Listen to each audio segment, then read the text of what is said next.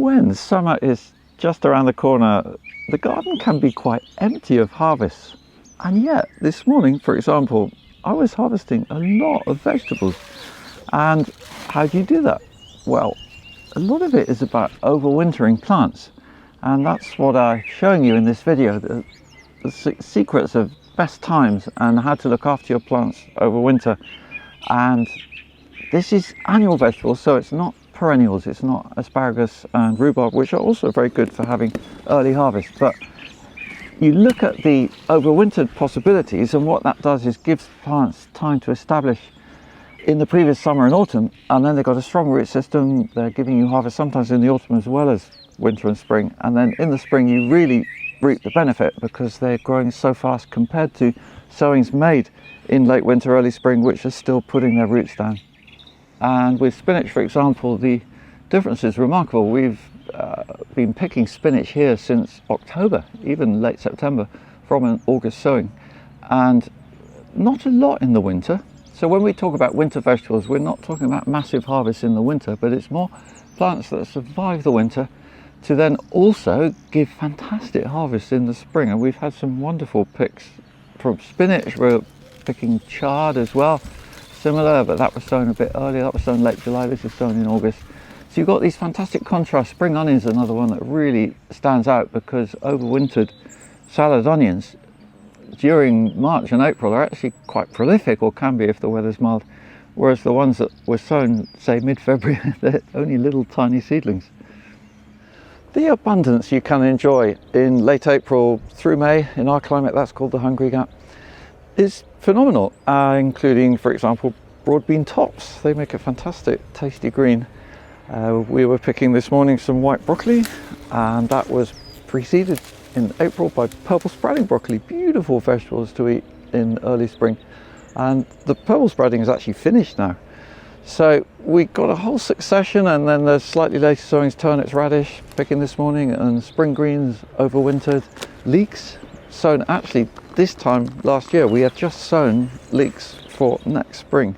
So in my books I cover a lot of these details about how to look after these overwintered vegetables, and best times to sow them, best times to harvest them, how to look after them generally. So the sowing options for these overwintered vegetables to give you harvest in spring are really extensive, starting with leeks right now, as soon as possible actually.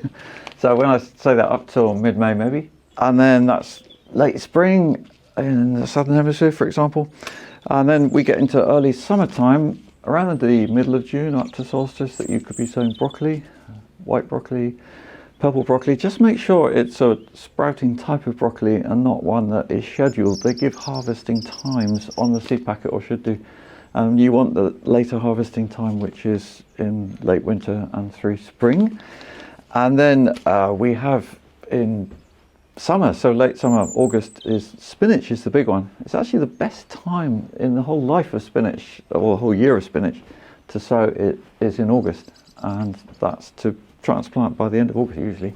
So we're doing a lot of sowing in here, which, as you can see, it's full of summer vegetables now, but we're already thinking that you're always thinking ahead with all these sowing dates. And it's a nice environment even in the summer. People do ask me, like, you know, would you still use a greenhouse for sowing in the summer? Maybe if you're in a really hot, dry climate, you need some kind of shady area outside, but in here I never use any shading. Everything happens in undercover, and it doesn't get too hot. You can always germinate things under a bench if that is an issue, but I would recommend in undercover because you've got more shelter from pests as well. And then as we go into late summer, you've got the spring onion, spring cabbage. The last week of August is a pretty key date to have plants that are going to overwinter small, like the cabbage and onion, and then do quite a lot of growing in the spring. And even cauliflower actually can work. It's a bit chancy, but it's definitely worth a risk, because like with a lot of these sowings, they're not going to take up a lot of space in the main season. Your ground might have a cover crop, or else, you know, look on these as a cover crop potentially. Something growing over winter, which, if it survives, is going to give you a harvest at a really welcome time of year. Broad beans definitely come into that category because you can sow them very late and transplant them, or sow them direct in the ground, say in November. And you've pretty much got a carte blanche there, because a lot of harvests are finishing around that time. Pop in some broad beans, see what happens, and I can show you a very nice example of that. In these two trial beds, I've taken to overwintering broad bean plants to see the difference. So we have a dug bed, compost incorporated, no dig, same amount of compost on top.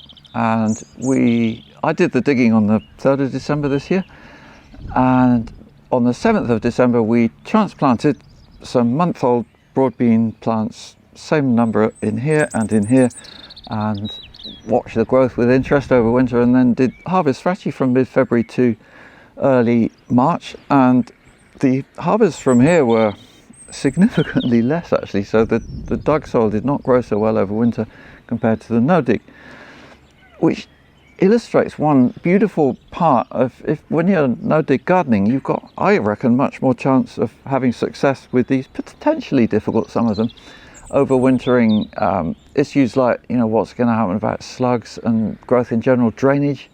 I would say no dig soil, from my experience here and what I hear elsewhere, allotment comparisons of no dig and dig, the drainage is much better. We've just had an exceptionally wet winter after a wet autumn and summer, and followed by a wet spring.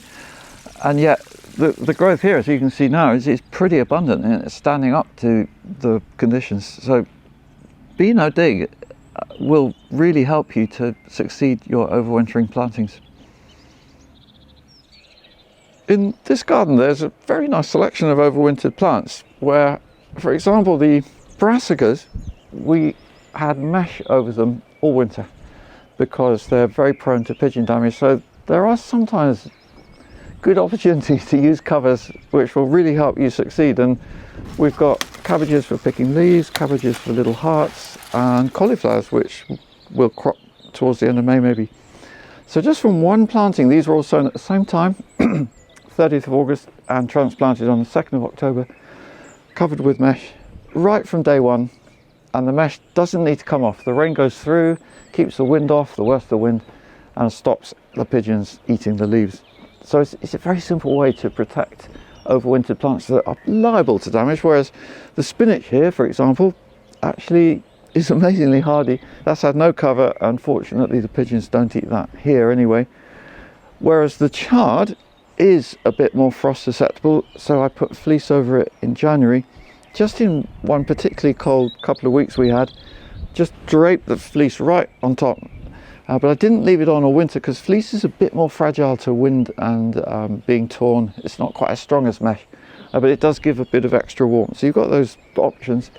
This is a nice slight variation, which is I planted, or sowed rather, lamb's lettuce, corn salad between the strawberries, and we were picked a surprising amount as a mild winter, and now I'm letting it go to seed.